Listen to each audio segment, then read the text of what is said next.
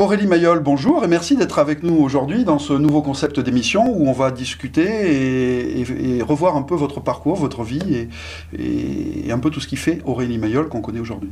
Bonjour, merci de l'invitation, de ce temps d'échange. Alors, pour vous resituer un petit peu, oui. Donc vous êtes un peu une fille du Sud qui est montée au plus extrême nord de la région qu'elle a en charge. Oui, tout à fait. Donc, je suis arrivée en Lozère avec la neige de 2008. Donc, c'était un accueil particulier par le temps, par la météo, mais très chaleureux puisque quand je suis arrivée sur une opportunité professionnelle. Je travaillais à la mairie de Mende. Et je suis arrivée, j'allais dire, dans un entourage bienveillant avec Alain Bertrand, avec Régine Bourgade, Jean-François Berenguel, Christophe Lacasse, Patricia Rousseau. Je ne peux pas tous les citer et de toute façon je vais en oublier. Une belle équipe. Mais une belle équipe et surtout un accueil incroyable avec des gens amoureux de la Lozère. D'origine différente dans le département, puisque bon, c'est connu, Alain Bertrand était maire de Mende, mais résidait souvent à Javol, hein, il avait sa résidence secondaire là-bas. Par exemple, Patricia Rousson, qui est originaire plutôt des Gorges du Tarn, Christophe Lacasse, évidemment, m'a fait découvrir pas mal de rivières lozériennes, et Marvejol, qui l'affectionne particulièrement. Bon, voilà, donc ça a été une intégration assez froide au niveau météo et surprenante surtout pour un déménagement, mais humainement très chaude, et je pense que c'est ce qui fait aussi que j'ai aimé tout de suite ce département. Alors, vous êtes né en février 80. Oui. Un autre siècle, mais vous êtes la jeune génération finalement de gauche aujourd'hui. Vous êtes, j'allais dire, peut-être la plus jeune du paysage politique de ce côté-là de l'échiquier. Eh bien oui, les choses sont comme ça. Après, non, il y a aussi, oui, sur les élus un peu connus, il y a des personnes légèrement plus âgées que moi, je sais pas, Sophie Pantel, Laurencio, en quelques années, peut-être une dizaine d'années de plus que moi. Mais après, il y a des maires qui sont jeunes et qu'on connaît moins. Et qui œuvrent aussi pour le département. Des conseillers municipaux jeunes, il y en a partout. Donc, je suis la plus jeune, on va dire, médiatisée. Ok, mais comme la médiatisation, n'attend pas la valeur ni le nombre des années, en fait, vous êtes vice-présidente de la région et chargée de la montagne et de la ruralité, c'est pas étonnant.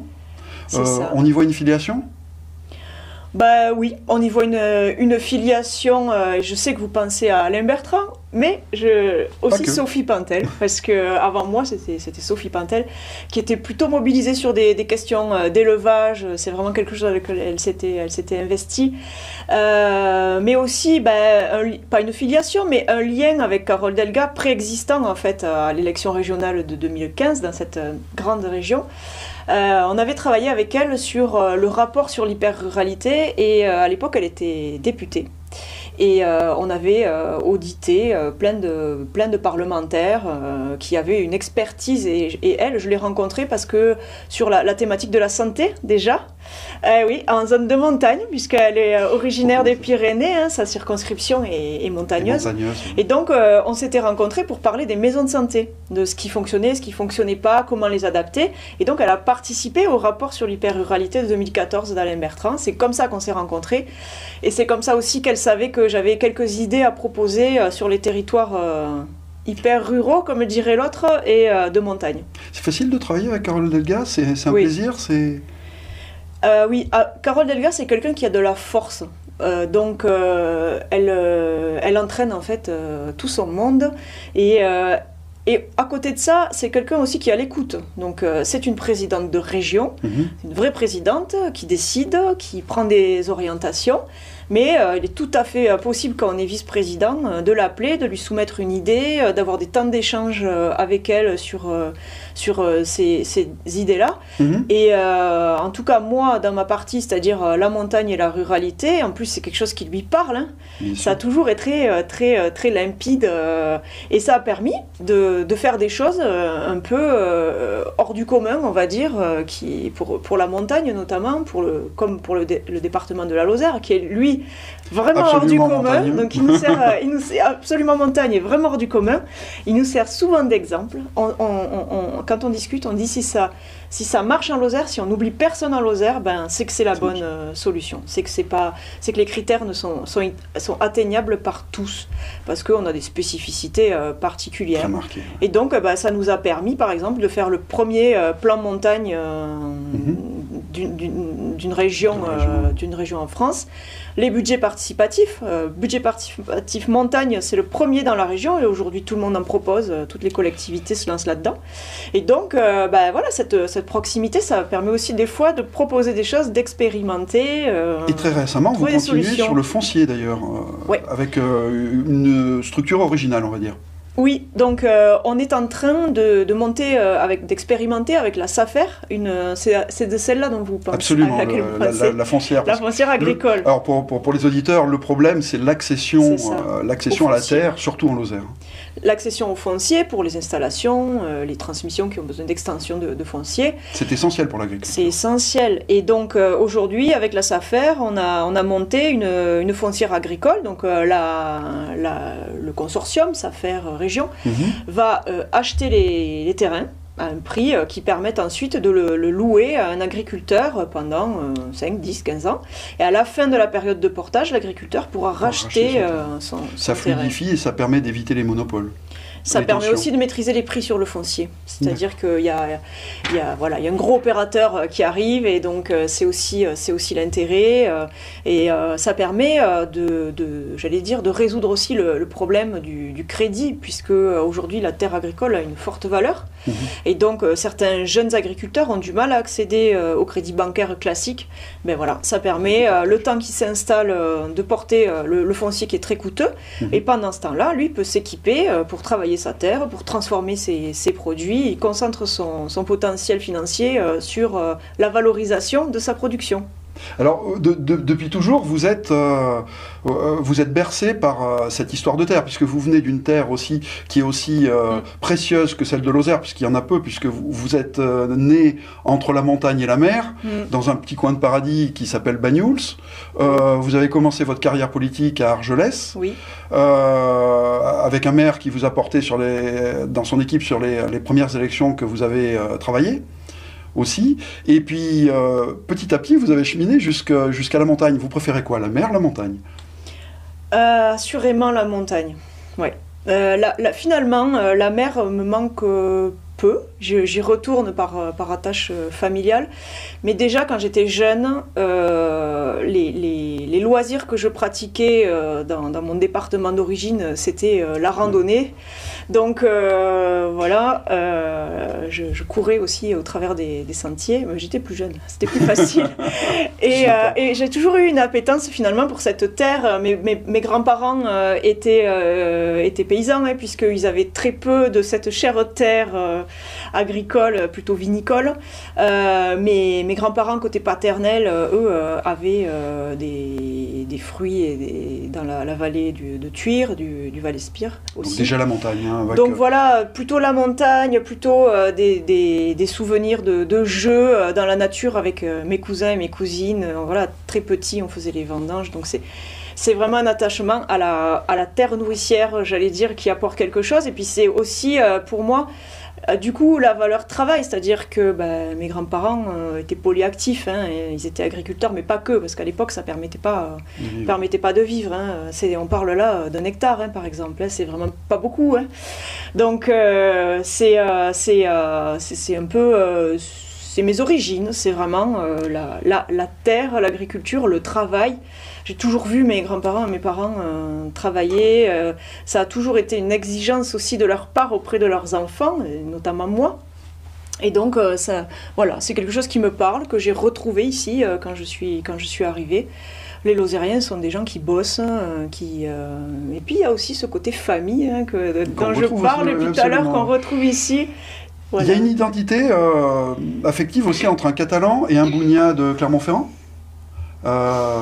Il y a un peu cette... Dans le caractère, vous voulez dire. Alors on va pas parler des autres côtés du massif. Hein. Ici, on va rester entre les deux identités que j'ai dites. Oui, je parlais de Carole Delga qui était une femme forte, mais je pense que les Catalans, les Auvergnats, les Lozériens sont des gens... On se retrouve là-dessus? Oui, on se Diaspora retrouve là-dessus, fort. Oui, oui, forcément.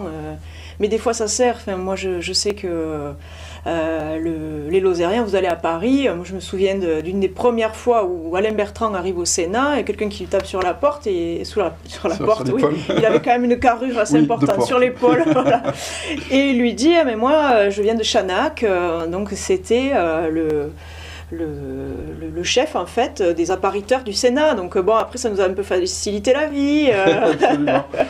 Alors vous étiez avec Monsieur Eliagas, oui. PS Argelès. C'était mon premier boulot. En fait. C'est lui qui m'a fait connaître la politique, parce que moi je voulais être prof de sport à la base. Et donc mes parents quand même étaient assez engagés, parce que pour la petite histoire, dans le village que vous avez cité, mon père dans les années 80, donc j'étais toute petite, c'est au moment du divorce, peut-être 83, a été élu sur une liste de droite. Et 10 ans après, ma mère a été élue sur une liste de gauche. Donc, à cette époque, la politique, ça me paraissait surtout être des divisions, ou en tout cas des mésententes. Et puis, c'est Pierre Eliagas qui est sportif à la base, qui est international de rugby, qui m'a amené à la politique. Alors au passage, il y a une très bonne équipe à Argelès. De rugby, de hand de aussi. rugby et de hand aussi.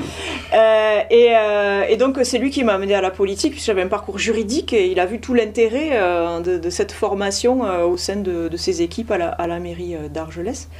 Et donc c'est comme ça hein, en fait que j'arrive dans le monde politique, mais moi je voulais être prof de sport.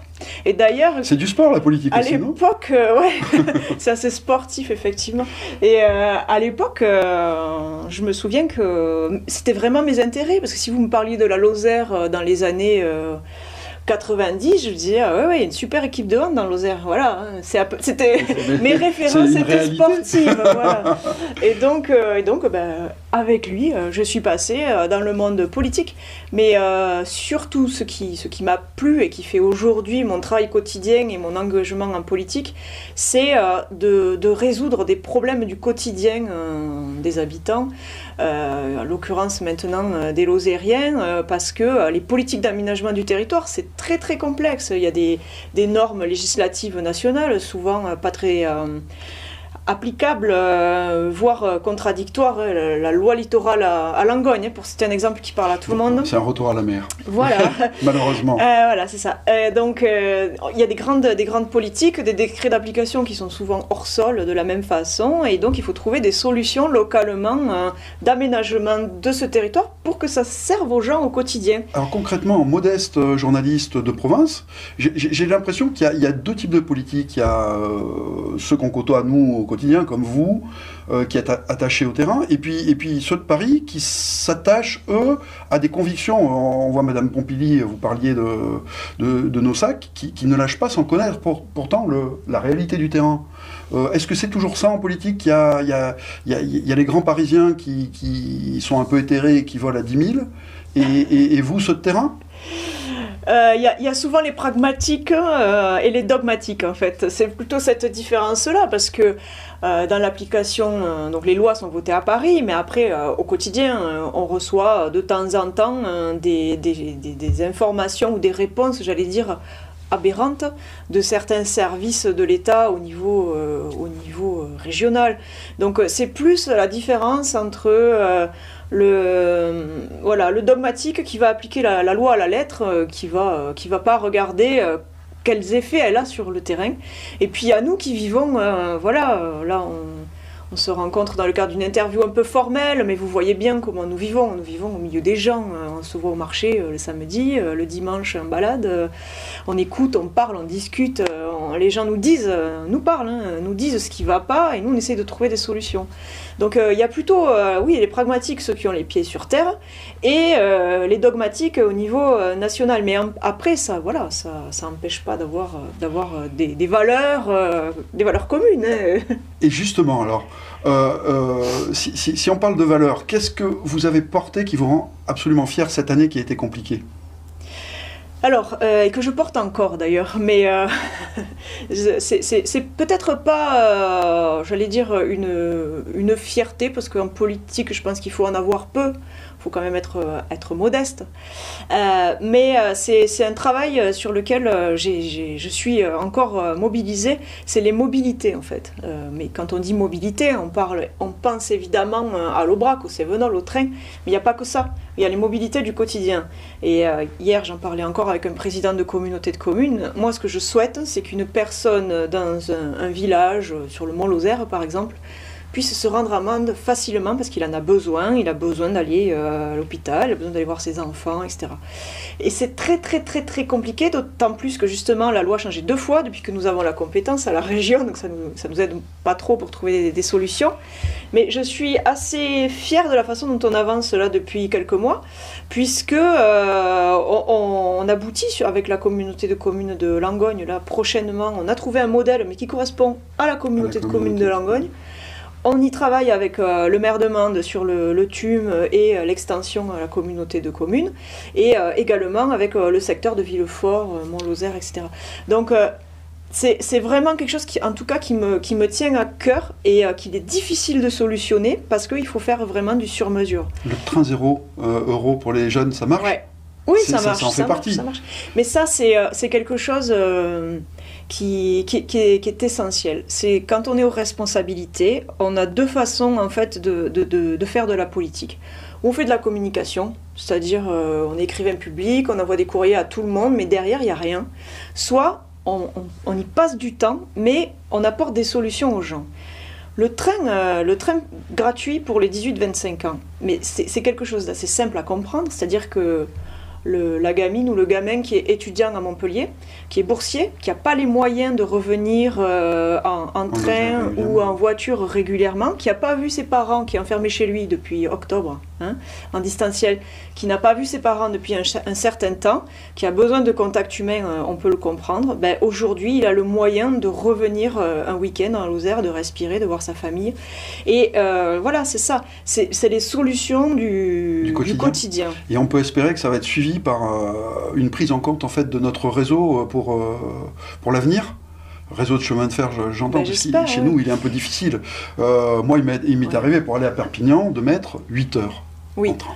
Le train aujourd'hui, alors le problème du train, il y a 2 problèmes. Il y a la SNCF qui fait des fois pas beaucoup d'efforts et il y a des travaux qui n'ont jamais été réalisés sur ces lignes. Et donc un train qui pourrait rouler à 60 km/h roule à 30 sur des portions, donc ça c'est inacceptable. C'est un peu le combat actuel, où je suis pas seule à le porter, mais où on demande à l'État d'investir notamment sur la ligne Aubrac, qui est la ligne Béziers-Clermont-Ferrand-Paris. On sent bien, et encore hier j'écoutais la réponse du ministre Djebari à Guylaine Pantel, la sénatrice de la Lozère. On sent bien que l'État a oublié la partie Saint-Chély-Béziers. Il a répondu entièrement. Comment ? On est transparent. Oui, voilà, il a répondu en disant, elle vous le dira mieux que moi, mais qu'ils allaient trouver un accord avec la région Auvergne-Rhône-Alpes sur la partie Clermont-Ferrand-Saint-Chély. Et le reste, on ne sait pas. C'est d'autant plus gênant que la politique de Carole Delga que vous avez dessinée avec elle, c'est aussi une traversante, une pénétrante qui part des ports du sud et qui va jusqu'à Saint-Charles. Et ça marche bien puisqu'on voit des bateaux à vendre, excusez-moi, alors qu'on n'en voyait jamais. Sète, le port de Sète marche très bien. Et ça irrigue aussi notre territoire. Est-ce que ça pourra servir à Arcelor un jour ? Oui, enfin, il faudrait, mais enfin, pour l'instant, on n'en est pas là. On en est à ce que l'État finance le maintien de l'infrastructure. Si ensuite, il faut un effort encore supplémentaire, effectivement, Arcelor pourrait passer par Béziers et remonter. Mais l'erreur, ça serait de ne parler que d'Arcelor, en fait. Parce que cette ligne, certes, elle est utile à ArcelorMittal à Saint-Chély, mais elle est utile aussi à Saint-Chély parce qu'elle amène 1000 étudiants, 1000 élèves sur le secteur de Saint-Chély. Elle est utile aux gens de Marvejols qui veulent aller à Millau ou à Montpellier, au CHU par exemple. Donc il ne faut pas faire l'erreur que l'État attend que l'on commette, de ne parler que du fret. Il faut que cette ligne reste fret et voyageur. Parce que sinon, ils vont nous dire, elle fait que du fret, cette ligne, donc du coup, elle s'arrête à Saint-Chély. Oui, mais quid de tout le sud de notre département. Et surtout, c'est le lien du H lozérien. Donc, quid de la ligne Mans de la Bastide qui irrigue quand même le cœur de notre département et qui va jusqu'à la Bastide et donc rejoint avec le Gard. Donc, tout ça, c'est assez complexe. Nous, effectivement, notre volonté, c'est vraiment d'investir sur le chemin de fer et les mobilités en général. C'est l'exemple que je donnais tout à l'heure. Comment on va du chemin de fer, par exemple, quelqu'un qui viendrait pour un séjour à Bagnoles-les-Bains, comment il vient en train et comment, une fois qu'il est à Bagnoles, il arrive à se déplacer dans tout le territoire. Comment la personne qui habite au Blémard se rend en train au CHU de Montpellier. Donc c'est beaucoup de travail, mais c'est la façon dont moi, en tout cas, je veux faire de la politique, c'est-à-dire trouver des solutions complexes, mais surtout des solutions du quotidien pour les gens. Alors, j'ai l'impression que pour vous, la politique s'inscrit dans la durée, puisque je dis si et seulement si les élections ont lieu. Oui. Vous avez été peut-être la première, avec Carole Delga bien sûr, à vous déclarer pour les régionales qui arrivent. Oui, en fait, c'est plutôt Carole Delga qui m'a déclaré. Puisque c'est à l'occasion d'une question... je vois tout au filtre lozérien, moi. Oui, c'est ça. C'était une question à Carole Delga qui lui a été posée par un journaliste, je crois même, de la Lozère Nouvelle. Et donc, elle a répondu qu'elle était candidate. Bon, ça, c'était pas un secret, puisque elle l'a dit dès le mois de septembre ou d'octobre. Et donc, on va dire qu'elle a confirmé qu'elle comptait sur moi pour les élections régionales. Et comme je vous ai dit que Carole Delga était très... force de proposition et d'entraînement, je pense effectivement que je vais la suivre encore dans cette aventure. Alors vous êtes entré dans cette aventure par la porte du PS, auquel vous êtes encore très attaché. Oui. Vous êtes première fédérale du PS en Lozère. Oui. Alors, les mots, est-ce que... on peut parler chez vous d'une filiation d'esprit. Vos études vous ont rapproché de Manuel Valls. Oui, tout à fait. C'était mon prof, en fait, Manuel Valls, en 2002 ou 2003, je ne sais plus, à Aix. Et donc, j'ai mangé, avant qu'il soit Premier ministre, des pizzas avec Emmanuel Valls. Et donc, à l'époque, il n'avait pas le parcours qu'il a eu après. Et c'était le jeune maire d'Évry. Voilà, maire d'Évry quand même, avec beaucoup de propositions justement pragmatiques et de solutions pour sa commune. Il a fait beaucoup pour la ville d'Évry. Et donc il nous racontait tout ça, il nous expliquait. Il était plus jeune peut-être, et donc il avait beaucoup d'idées, et surtout il était dans l'affiliation de Rocard. Alors comme je dis souvent, ça va parler qu'aux vieux militants du PS, mais à l'époque il y avait Rocard et Fabius. Alors moi dans les années 80 tout ça c'était dépassé, 90 plutôt, c'était dépassé, on n'en parlait plus. Mais du coup il m'a expliqué aussi les logiques, cette logique, cette construction du PS, ouais. Voilà, d'idées en fait au sein du Parti Socialiste, et quand on comprend mieux les idées que porte un syndicat ou un parti socialiste, ou un parti, ça donne peut-être plus envie d'adhérer. Et du coup, sa position m'intéressait, parce que je vous ai dit tout à l'heure que mon père était élu de droite et ma mère de gauche. C'était plutôt un bon compromis entre ce que j'ai... Ça a été une gauche dure et... Ouais, c'était moins attractif pour moi, même si j'étais élevée et j'étais très attachée à mon arrière-grand-mère qui était républicaine espagnole, son frère était anarchiste. Bon, j'avais déjà entendu parler des idées de gauche, de très à gauche, on va dire. Donc c'était pas, voilà, mais ça correspondait pas à ce que j'étais. Moi, je me considère un peu issu de cette gauche municipale dont on parlait tout à l'heure, de ce socialisme municipal, où en fait on est vraiment là au service des gens.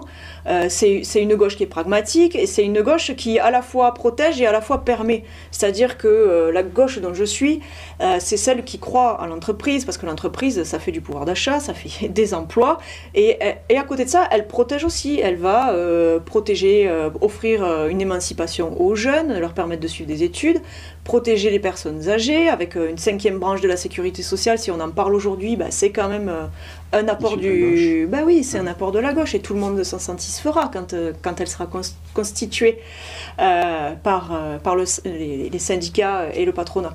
Donc voilà, c'est plutôt là-dedans en fait que je me reconnais, que je continue à le porter en Lozère, effectivement.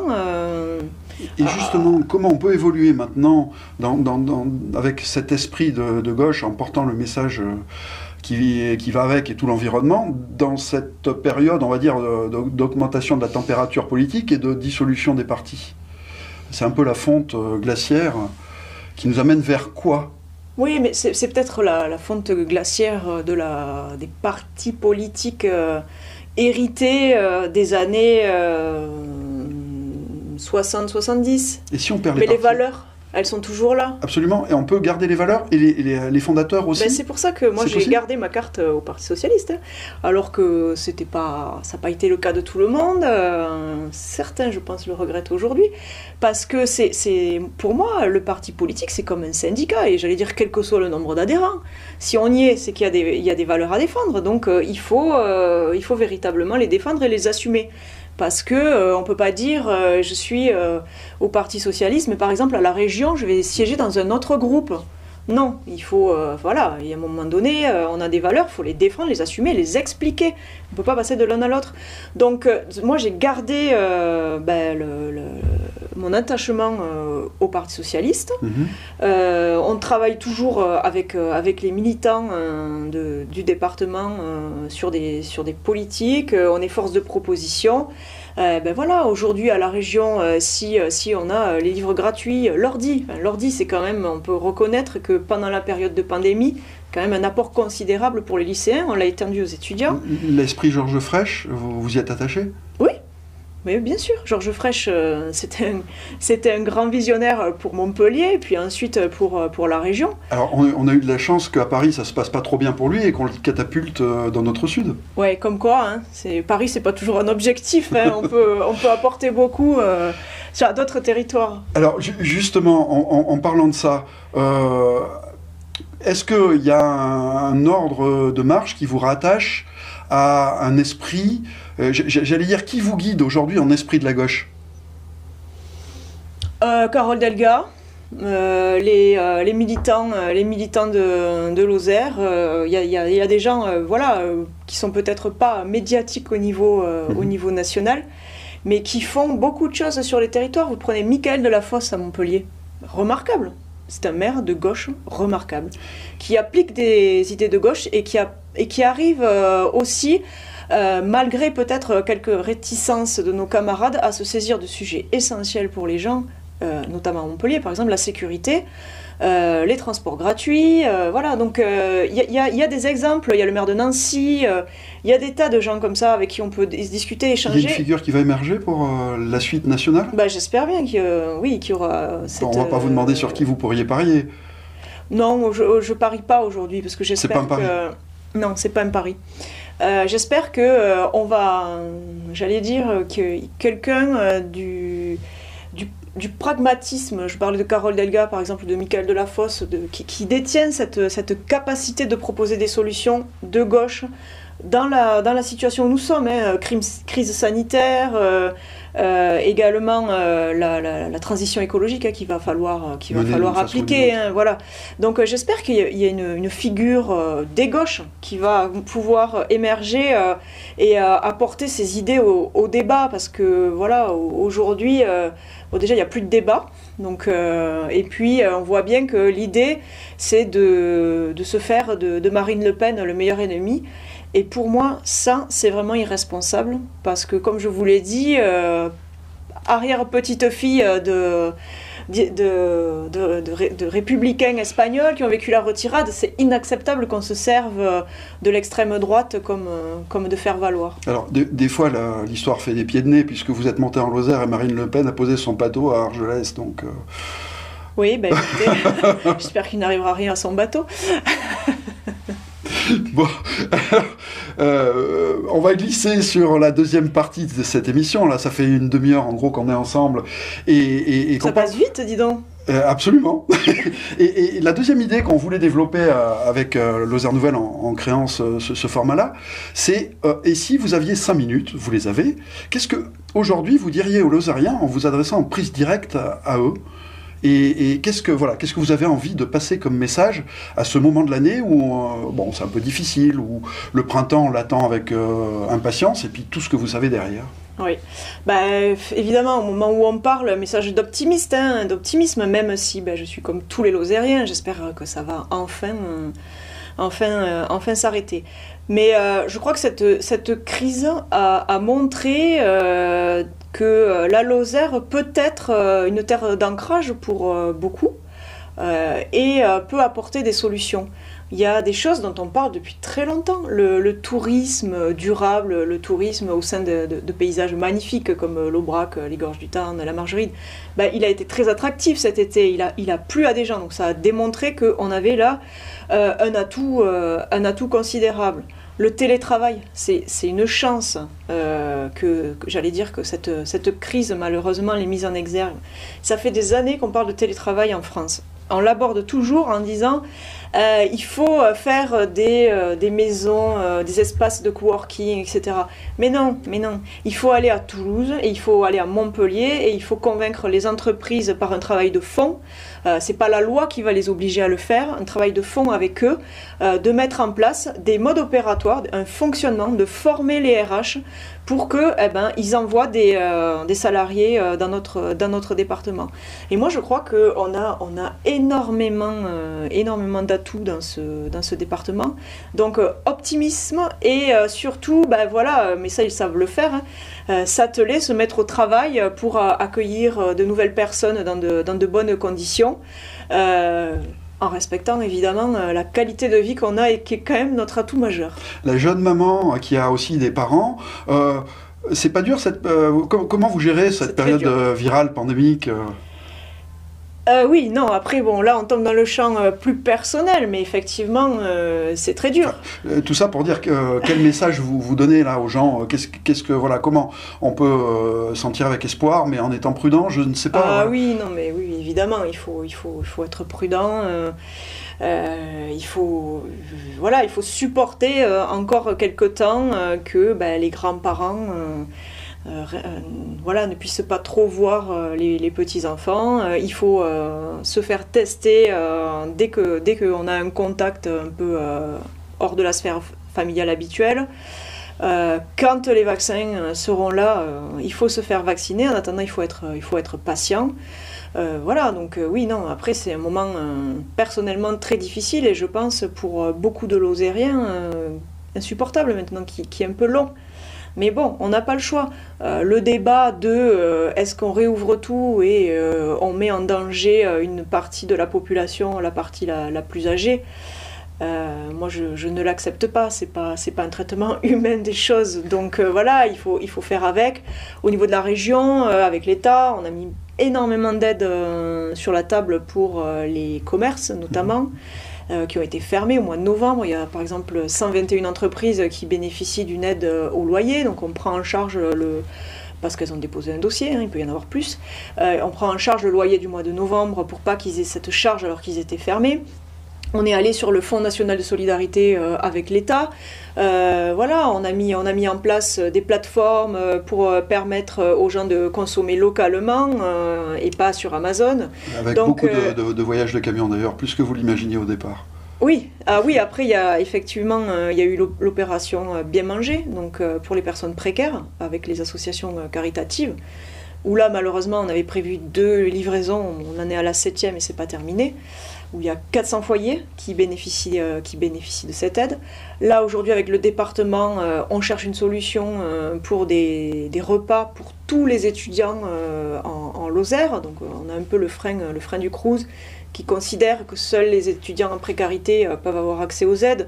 Mais nous, on voit bien une souffrance psychologique et humaine auprès des étudiants. Donc, on a envie aussi de leur apporter un peu de sérénité et de paix.